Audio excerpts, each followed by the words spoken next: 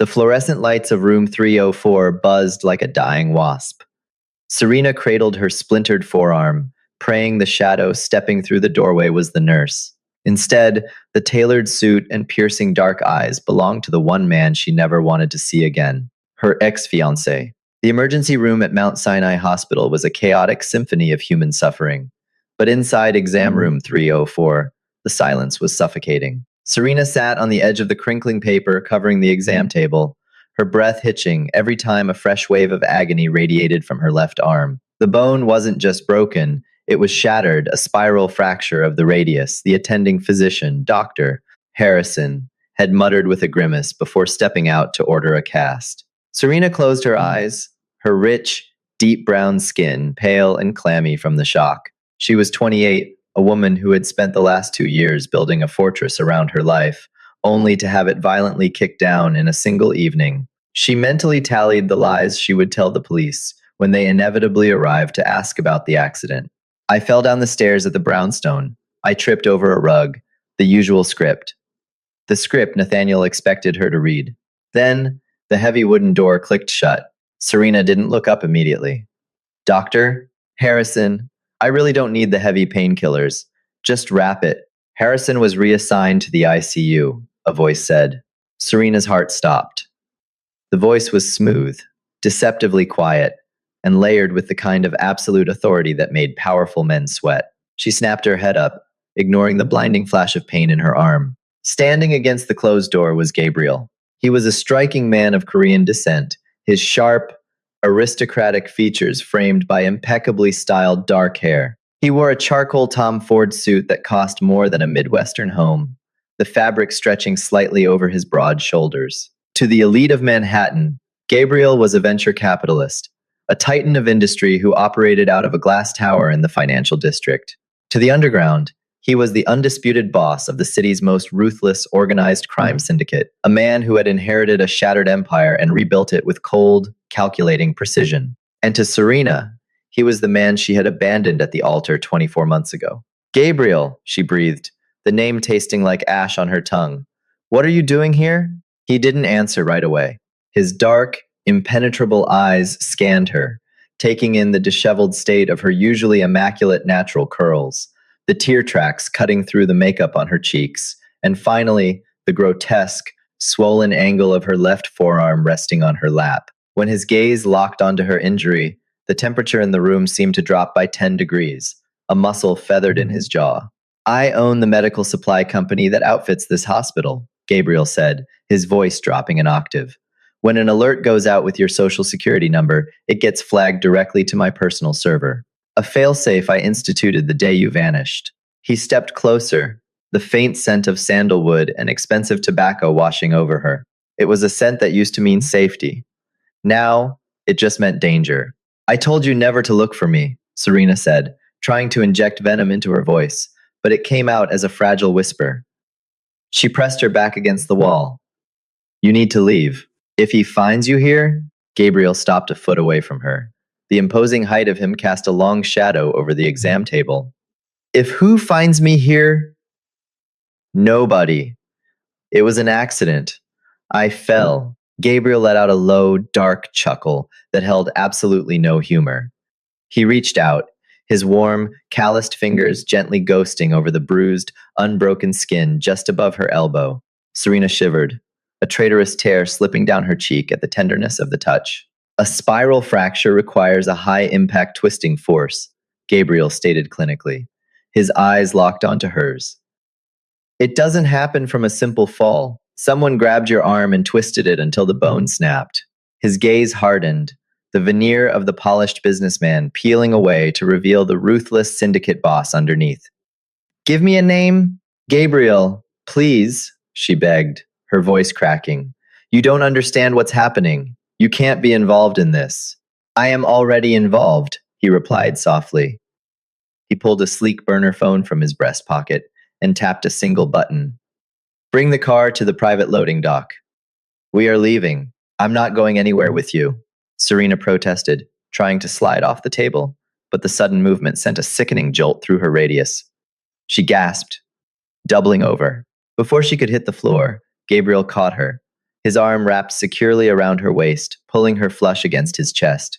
He was solid, immovable, and for a split second, Serena wanted nothing more than to bury her face in his shoulder and weep. You don't get a vote tonight, Querida, he murmured, his breath brushing her ear. You walked away from me once to play the martyr. I let you go because I thought you were safe. But looking at your arm, his grip tightened fractionally, his voice vibrating with a lethal promise. The rules have changed. Now, we do this my way. The door swung open, but it wasn't the police. It was two men in tailored suits, Gabriel's personal security. They flanked the hallway, ensuring no nurses or doctors intervened as Gabriel simply lifted Serena into his arms, completely bypassing hospital protocol, the law, and her protests. As he carried her down the sterile corridor toward the freight elevator, Serena realized with a sinking dread that she was no longer running from her past. She had just been kidnapped by it. The ride in the armored Maybach was a suffocating blur of silence and adrenaline. Rain lashed against the tinted windows as they sped down the FDR drive, the city lights bleeding into streaks of neon. Gabriel sat beside her, rigid and silent, a glass of amber liquid in his hand that he never drank. Serena held an ice pack a nurse had hastily shoved into Gabriel's hand before they disappeared, the cold numbing the worst of the throbbing in her arm. They arrived at a monolithic skyscraper at 56 Leonard Street in Tribeca. The private elevator shot them directly to the penthouse, a sprawling, modern fortress of floor-to-ceiling glass, dark wood, and steel. It was a place Serena had never seen. He had bought it after she left him. Gabriel guided her to an oversized leather sofa in the center of the living room. Sit, he commanded gently. Within minutes, a private physician, a discreet, gray-haired man named Dr. Evans, arrived with a portable X-ray machine and a medical kit. Gabriel stood by the window, hands in his pockets, watching the storm over the Hudson River while Dr. Evans set the bone and wrapped Serena's arm in a sleek, lightweight fiberglass cast. She will need rest, Mr. Ahn, Dr. Evans said, packing his equipment, and a prescription for the pain. I'll leave the bottles on the counter. The bone is set cleanly, but the psychological trauma of such an assault, she shouldn't be left alone. She won't be, Gabriel said without turning around.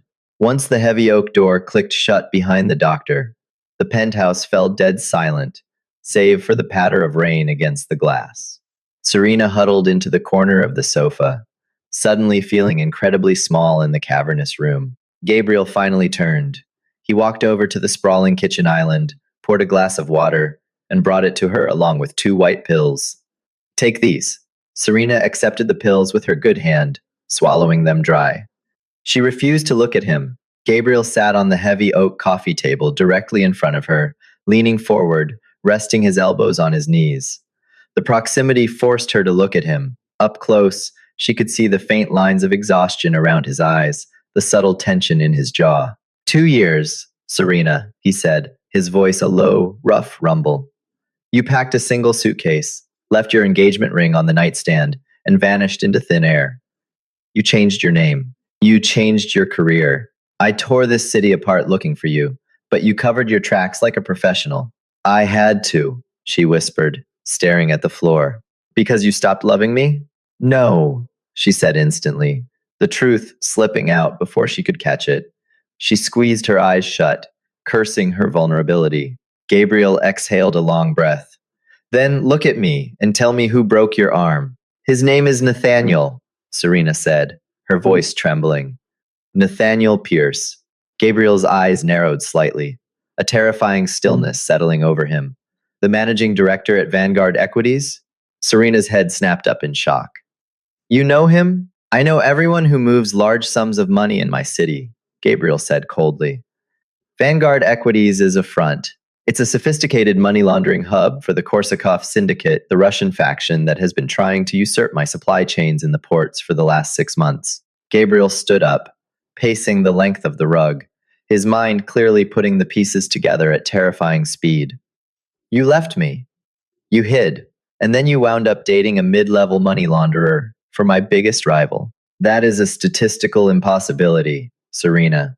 You didn't just meet him at a coffee shop. Serena looked away, biting her lips so hard she tasted copper. Look at me, Gabriel barked, the sudden volume making her jump. He was back in front of her in a second, crouching down, his hands gripping the arms of the sofa, trapping her in. His dark eyes were blazing with a mixture of fury and desperate realization. Did you go to him on purpose? Yes, Serena cried out, the dam finally breaking. Tears spilled over her lashes. Yes, I did. 2 years ago, your father's old consigliere came to me. He told me the Russians were building a massive federal case against you, feeding information to the FBI through Vanguard. He said if I stayed with you, I would be the weakness they used to break you. They threatened my sister. They threatened you. Gabriel froze, his face draining of color. You left to protect me? I left to get inside Vanguard, Serena sobbed, her good hand gripping the lapel of his expensive suit. I spent 2 years building a fake persona, getting hired there as an analyst, and getting close to Nathaniel. He kept the primary ledger, the one that proves the Korsakovs are the ones laundering the money, not your organization. I had it, Gabriel. I finally downloaded it onto a flash drive tonight. And Nathaniel caught you, Gabriel finished, his voice dropping to a terrifying, deadly whisper. He caught me transferring the files. He went insane. He grabbed my arm, demanding to know who I was working for. She shivered violently at the memory. When I wouldn't tell him, he twisted it until it snapped. I managed to hit him with a desk lamp and run. I went to the hospital because I didn't know where else to go. Gabriel slowly stood up. The look on his face was one Serena had only seen in rumors, the face of the ruthless predator who had conquered the city's underworld. There was no warmth left in his eyes, only a cold, infinite void. Where is the drive now? He asked. In my coat pocket. She pointed to the blood-stained trench coat Gabriel's men had discarded on a nearby chair. Gabriel walked over, retrieved the silver flash drive, and slipped it into his pocket. He then pulled out his phone, dialing a number. He didn't wait for a greeting. Assemble the extraction team, Gabriel ordered into the phone, his voice devoid of all human emotion. Lock down Vanguard equities and find Nathaniel Pierce. I don't care if he is in a police station, a church, or a bunker. Bring him to the warehouse on Pier 40 and make sure he arrives breathing. I want to handle him personally. He hung up the phone and looked back at Serena. You saved my empire, Serena. Now, I am going to show you exactly what happens to a man who lays a hand on my queen. The storm that battered Manhattan showed no signs of breaking by the time Gabriel's matte black SUV pulled up to the rusted corrugated steel doors of Warehouse 7 on Pier 40. Inside, the cavernous space smelled of brine, motor oil, and raw, palpable fear. Gabriel stepped out of the vehicle, his charcoal suit absorbing the dim, flickering halogen light overhead. He adjusted his cuffs with terrifying, meticulous precision. His men, a dozen silent, heavily armed operatives, parted like the Red Sea as he walked toward the center of the room. Bound to a reinforced steel chair beneath a single, blinding spotlight, sat Nathaniel Pierce. Nathaniel, the polished Vanguard Equities director who wore Brioni suits and drank 30-year-old Macallan, looked completely broken. His expensive tie was gone, his lip was split, and his eyes darted wildly around the warehouse, taking in the men who held suppressed submachine guns with practiced ease. But when his eyes finally landed on Gabriel, all the color drained from his face. Gabriel, on, Nathaniel stammered, his voice cracking. He tried to puff out his chest, clinging to a pathetic shred of Wall Street arrogance. You're making a colossal mistake. Do you have any idea who I work for? Yuri Korsakov will rain hell down on this city if you touch me. Gabriel didn't say a word. He slowly walked forward, the sharp click-clack of his Italian leather shoes echoing off the concrete. He stopped 2 feet away from Nathaniel, pulling the silver flash drive from his pocket. He held it up between his index and middle finger, letting the spotlight catch the metal. Nathaniel's bravado shattered instantly. He lunged against the zip ties, cutting into his wrists, his breath hitching. Where did you get that? You made 2 fatal errors tonight, Nathaniel, Gabriel began, his voice barely above a whisper, yet it commanded the dead silence of the entire warehouse. First, you assumed this drive was your insurance policy. Second, you put your hands on the woman who belongs to me. Serena? Nathaniel choked out, genuine confusion mingling with his terror. She's an entry-level analyst. She's a nobody. Gabriel moved faster than a striking viper. His hand shot out, his fingers wrapping around Nathaniel's throat with crushing, unyielding force. He didn't squeeze hard enough to kill, but just enough to cut off the airflow, watching impassively as Nathaniel's eyes bulged and his face turned a mottled, bruised purple. Her name, Gabriel said softly, leaning in so close that Nathaniel could see his own terrified reflection in Gabriel's dark eyes, is Serena On. She is my fiancée. And you shattered her radius. Gabriel released him, letting Nathaniel gasp violently for air, coughing up a string of blood and saliva onto the concrete. I'm going to dismantle you, Nathaniel, Gabriel continued, pulling out an iPad and handing it to his lead enforcer, a towering man named Elias. But I am not a savage. Let's look at your portfolio. Elias tapped the screen, and a live feed of offshore banking accounts appeared. Cayman Islands, Geneva, Cyprus, Gabriel listed clinically. $50 million in laundered Korsakov money under your direct management. And another $5 million you've been quietly skimming off the top for your own retirement in the Maldives.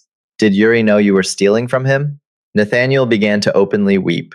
Please, please, God, don't tell him. I don't need to, Gabriel said, tapping the screen himself. I just transferred every single cent of the Korsakov Syndicate's money into an untraceable crypto wallet, and I left a digital trail pointing directly to your personal IP address at Vanguard. By tomorrow morning, Yuri Korsakov won't just want you dead. He will want to flay you alive. You are erased, Nathaniel. Your money, your reputation, your life. You're dead too, Nathaniel screamed, spitting blood, his mind breaking under the realization of his absolute ruin. You think you're untouchable, On? You think you own this city? Yuri didn't set this trap alone. We had the blueprint to your entire organization handed to us on a silver platter. Gabriel froze. The temperature in the warehouse seemed to plummet. He signaled Elias, who stepped back. Explain, Gabriel demanded, his tone turning to jagged ice. 2 years ago, Nathaniel hyperventilated, the words spilling out in a desperate bid for survival. We couldn't get near you. Your security was too tight. But your father's old consigliere, he came to Yuri. He wanted to take over your empire. But he knew as long as you had her, as long as you had Serena grounding you, you were invincible. He told Yuri that if they scared her away, you would become reckless. You would make mistakes. A sickening dread coiled in Gabriel's stomach. The puzzle pieces violently snapped into place. Serena hadn't just been threatened by an anonymous mobster. She had been manipulated by the one man Gabriel trusted implicitly with his life, his finances, and his family's legacy. Donovan Sterling, Gabriel breathed, the name tasting like poison. Yes, Nathaniel cried. Donovan. He fed us the port schedules. He fed us the police patrol routes. And he's the one who told us about the flash drive tonight. He called me 10 minutes before Serena tried to steal it. He said, if I caught her, I should kill her and frame the Russians to start a war he could finish. Gabriel's heart stopped.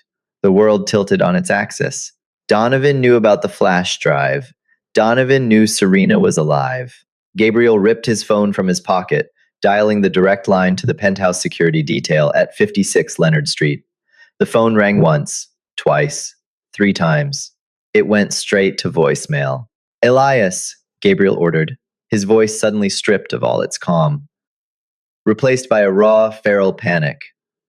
Burn this warehouse to the ground with him inside. Every man to the vehicles. Now, high above the rain-slicked streets of Tribeca, Serena sat rigidly on the edge of the leather sofa. The painkillers Dr. Evans had given her were thick and heavy, pulling at the edges of her consciousness, but her adrenaline refused to let her sleep. Her left arm, encased in the sleek fiberglass cast, throbbed with a dull, persistent ache. The penthouse was deadly quiet. Gabriel's men were stationed outside the front door and in the private elevator lobby. She was supposed to be safe. She had done it. She had secured the ledger, protected Gabriel, and survived. So why did she feel like she was being hunted? Suddenly, the soft, ambient lighting of the penthouse flickered. The digital thermostat on the wall blinked twice, then went completely dark. The hum of the central air conditioning died. Serena sat up, her heart hammering against her ribs. She grabbed the heavy glass tumbler from the coffee table with her good right hand. Hello? She called out, her voice swallowed by the sheer size of the living room. A heavy, metallic thunk echoed from the foyer. It was the sound of the biometric locks on the private elevator being manually overridden. Serena didn't wait. 2 years of living undercover, constantly looking over her shoulder, had honed her survival instincts to a razor's edge. She slipped off the sofa, her bare feet silent on the Persian rug, and darted behind the massive marble kitchen island just as the elevator doors slid open with a soft ding. Heavy footsteps entered the foyer, not the synchronized professional tread of Gabriel's security team. These were heavy, tactical boots. Sweep the perimeter, a raspy voice ordered. Find her. And remember, Mr. Sterling wants her alive just long enough to record a message for Gabriel. Serena clamped her hand over her mouth, stifling a gasp. Sterling. Donovan Sterling. The memories rushed back with blinding clarity. Donovan's face, etched with faux sympathy in that dimly lit diner 2 years ago. Gabriel is blind to the threat, Serena. The Russians are coming. If you love him, you have to disappear. It's the only way to save him. He had played her. He had used her love for Gabriel to orchestrate a coup. And now he was here to finish the job. Serena, my dear, Donovan's smooth, aristocratic voice drifted through the penthouse. He sounded entirely too casual, like a man browsing an art gallery. There is no point in hiding. The building's security grid is offline, and Gabriel's guards in the hallway have been permanently relieved of duty. It's just us. Serena pressed her back against the cold marble of the island. She scanned her surroundings desperately. The kitchen knives were locked in a magnetic block on the counter, too exposed. The balcony doors were 20 feet away, but it was a 60-story drop to the street. I have to admit, I'm impressed, Donovan continued, his footsteps slowly clicking across the hardwood floor, drawing closer to the kitchen. 2 years deep undercover at Vanguard. You played Nathaniel like a cheap fiddle, but you were always too smart for your own good. You should have stayed dead, Serena. You coming back tonight ruins a very delicate timeline I've spent years crafting. He was inches from the edge of the island. Serena could see the shadow of his suppressed pistol stretching across the floor. She had a split second to act. Grabbing a heavy cast iron skillet from the lower rack with her right hand, Serena shoved the island's rolling utility cart outward with her foot. It slammed into the legs of one of the mercenaries, sending him stumbling backward with a shout. Serena lunged from her cover, sprinting toward the master hallway.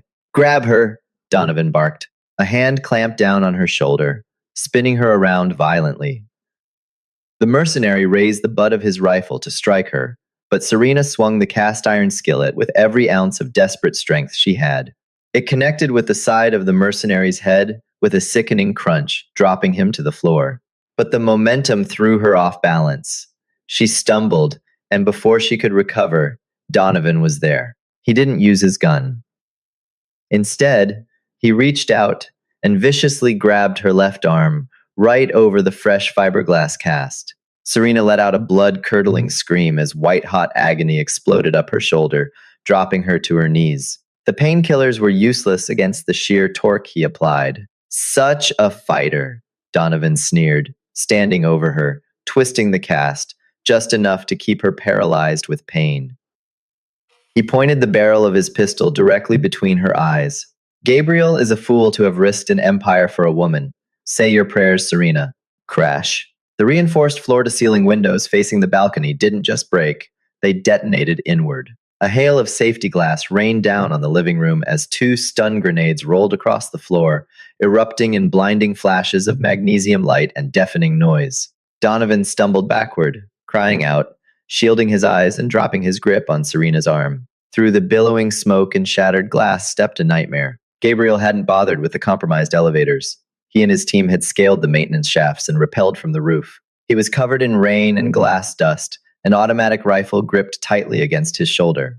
His eyes were completely black, stripped of any humanity, radiating a lethal, predatory fury. Before the remaining mercenary could even raise his weapon, Gabriel fired 2 precise, silenced shots. The man crumpled. Donovan, half-blinded and panicking, raised his pistol toward Gabriel. Gabriel didn't even flinch. He walked forward, stepping over the debris, and fired a single shot. The bullet shattered Donovan's right kneecap. Donovan screamed, collapsing onto the ruined rug, dropping his weapon. He clutched his bleeding leg, writhing in agony. Gabriel. Wait, Donovan begged, hyperventilating as Gabriel stood over him, the barrel of the rifle aiming down at his chest. I can explain. The Korsakovs are dead, Gabriel interrupted, his voice a chilling, hollow void. By dawn, Yuri and his lieutenants will be ash. And you, Donovan, you will spend the rest of your very long, agonizing life in a soundproof basement under Pier 40. Wishing I had killed you tonight. Gabriel kicked Donovan's pistol away and gestured to Elias, who had just breached the front doors with the rest of the team. Take the trash out. Elias dragged the screaming, bleeding Donovan out of the penthouse, the heavy oak doors slamming shut behind them. Suddenly, the adrenaline left Gabriel's body. The gun dropped from his hands, clattering to the floor. He rushed across the room, falling to his knees beside Serena. Serena, he breathed, his hands hovering over her, terrified to touch her, terrified he might break her further. The ruthless mafia boss was completely gone, replaced by a man looking at his entire world bleeding on the floor. Are you hurt? Did he? Serena pushed herself up with her good arm, ignoring the ringing in her ears, and threw herself into his chest. She buried her face in his neck, inhaling the scent of rain, gunpowder, and sandalwood. I'm here, she cried softly, her tears soaking his ruined suit. I'm right here. Gabriel's arms wrapped around her, fierce and protective, burying his face in her dark curls. You're never leaving my sight again, he whispered into her hair, kissing her temple with desperate reverence. Never again. The morning sun over Manhattan was blinding, piercing through the temporary security shutters that Gabriel's men had installed over the shattered balcony windows. The storm that had raged through the night, both outside and within the walls of the penthouse, had finally broken. Serena woke to the soft hum of the city far below. She was lying in a massive, king-sized bed draped in heavy silk sheets. For a terrifying second, her mind flashed back to the fluorescent lights of the emergency room, the agonizing twist of Nathaniel's hands, and the cold barrel of Donovan's gun. She gasped, trying to sit up, but a sharp, burning ache in her left forearm anchored her firmly to reality. Her arm was elevated on a plush velvet pillow. The sleek fiberglass cast a stark reminder of the price she had paid for her secrets. Easy, querida. The voice was a low, soothing rumble from the corner of the room. Gabriel was sitting in a leather armchair near the window. He had finally discarded the ruined charcoal suit, dressed now in a simple black Henley that stretched across his broad chest and dark slacks. He looked exhausted.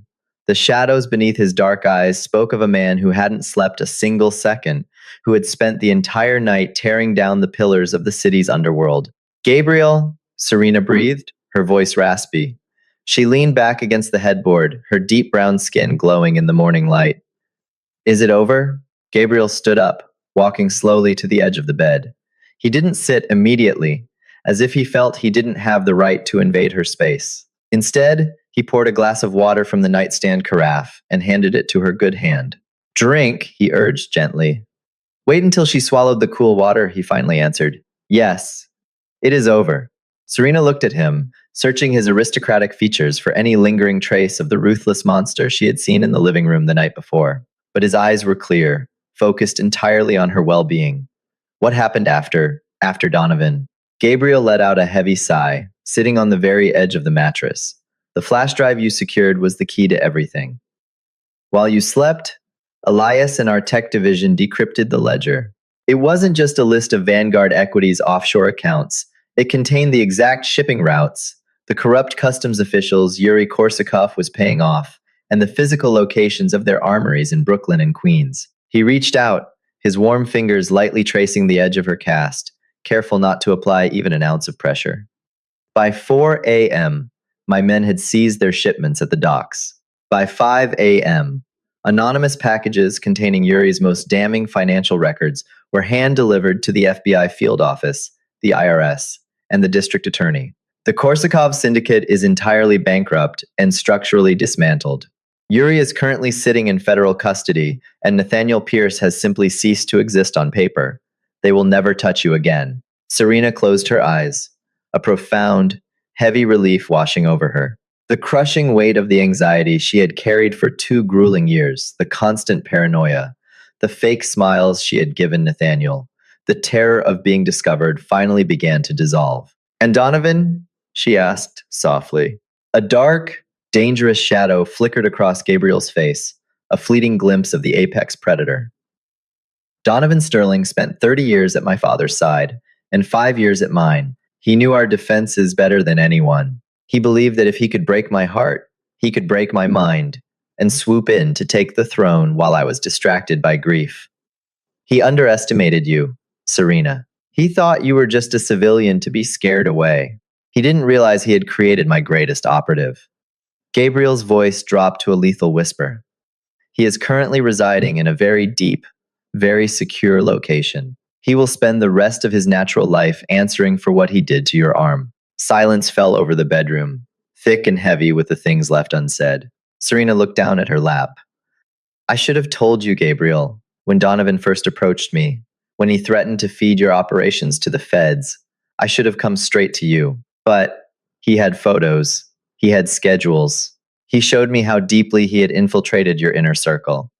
If I had warned you, I knew he would have killed you before you could act. You did the only thing you could to protect me, Gabriel interrupted, his voice thick with raw emotion. He shifted closer, taking her uninjured right hand in both of his. He brought her knuckles to his lips, pressing a lingering, desperate kiss against her skin. You walked into the lion's den. You sat across from Nathaniel Pierce every day, knowing that if you slipped up even once, it would mean your life. You sacrificed your identity, your career, your peace of mind, and you sacrificed us. I never stopped loving you, Serena whispered, tears finally pooling in her eyes, spilling over her dark lashes. Every night in that tiny, terrible apartment in Queens, I thought about the life we were supposed to have. I thought about the wedding. I thought about your smile. I am the one who failed you, Gabriel said fiercely, his grip tightening. I brought you into a world of violence and promised I could keep you insulated from it. I built a fortress of money and power, but I left the front door wide open for a traitor. I forced you to become a soldier, Serena. I will spend the rest of my life trying to atone for that. Serena squeezed his hand back, her gaze unwavering. I don't need you to atone, Gabriel. I need you to understand that I am not glass. I am not a fragile thing to be locked away in a high tower. If I am going to be your wife, I am going to stand beside you, not behind you. No more secrets. No more insulating me from the truth of what you do. We rule your empire together, or I walk away for real this time. Gabriel stared at her, utterly captivated by the fierce, unyielding fire in her eyes. The woman sitting before him was not the naive art curator he had fallen in love with 3 years ago. She was a survivor. She was a tactician who had single-handedly orchestrated the downfall of his greatest enemies from a cubicle at a money laundering front. She was his absolute equal. Slowly, Gabriel reached into the pocket of his slacks. He pulled out a small, familiar object that made Serena's breath catch in her throat. It was her engagement ring. The flawless, 4-carat emerald-cut diamond set in platinum. The ring she had left sitting on his nightstand the night she disappeared.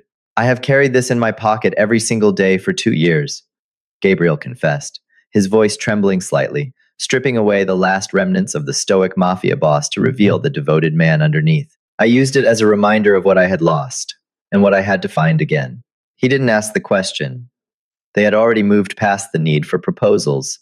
Instead, he carefully, reverently slid the cold platinum band back onto the ring finger of her right hand, since her left was obscured by the cast. It fit perfectly, just as it always had.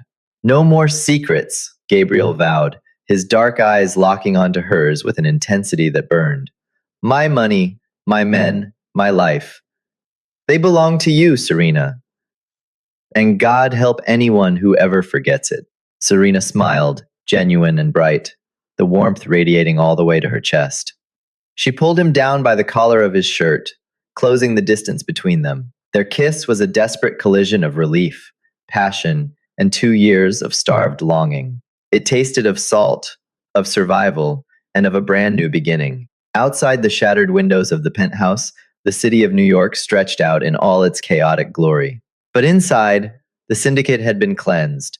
The ghosts had been laid to rest, and Gabriel Ahn finally had his world back in his arms. Serena's shattered arm became the catalyst that saved an empire. By infiltrating a rival syndicate, she risked everything to protect the man she loved. Gabriel didn't just seek revenge.